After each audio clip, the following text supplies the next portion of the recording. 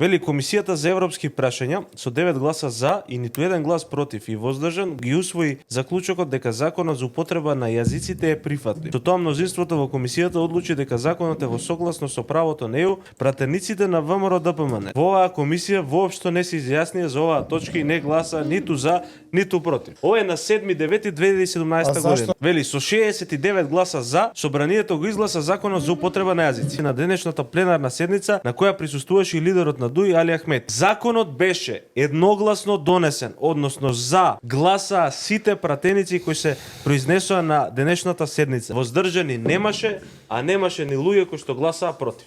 Сега, зашто ако ВМРО ДПМН било против законот за јазици, зашто не гласало против? Еве логично прашање поставуваме, тоа што кога гласаш ти против нешто во собранието, ако ништо друго и да бидеш надгласан, покажуваш со пример дека принципиелно ти не се согласуваш со таа одлука. Не гласањето, премолчувањето е прекјутно одобрување на работата. Молчењето значи да.